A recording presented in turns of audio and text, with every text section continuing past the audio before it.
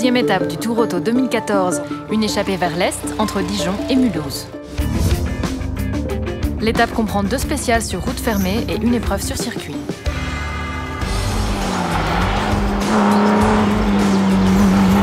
La première étape spéciale a emmené les concurrents aux abords de Le Pailly dans la Haute-Marne.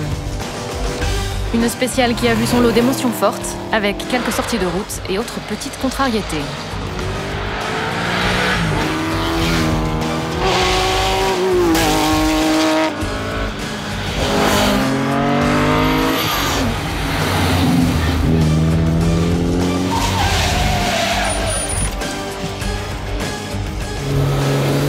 En fin de spéciale, un petit embouteillage dû à un malentendu entre Simon Nobili et son copilote Philippe Valdin. Petite incompréhension entre nous et à la fin, et dernier virage, on s'est mis un peu au travers, on a plié un peu une aile, on a pu la redresser, mais c'est bien, on a bloqué toute la spéciale.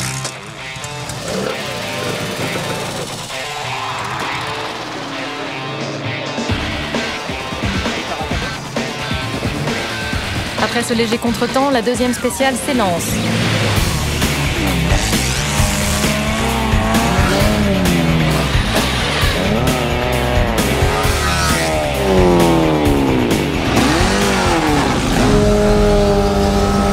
Au programme, de belles courbes au cœur de la forêt vosgienne, près de Remiremont en Lorraine. Un paysage différent de celui de la spéciale précédente, qui offre de belles sensations pour les pilotes. Et à 300 mètres, une courbe à gauche.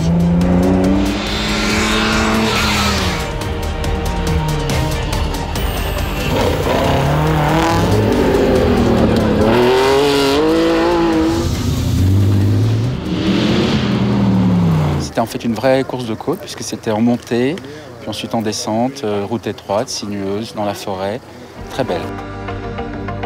La caravane s'offre un instant de répit après ces 2 épreuves, avec un déjeuner au château de Hollandsbourg. Cette forteresse médiévale s'élève à 620 mètres d'altitude entre Alsace et Lorraine. Après cette pause gastronomique, la caravane remet les gaz direction l'Anneau du Rhin, un circuit privé de 4 km, fondé en 1996 entre Colmar, Mulhouse et la frontière allemande.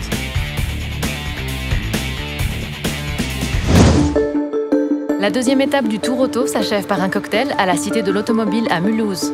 Ce musée national qui abrite la collection des frères Schlumpf est le plus grand musée automobile du monde. Il est célèbre notamment pour son impressionnant panel de Bugatti.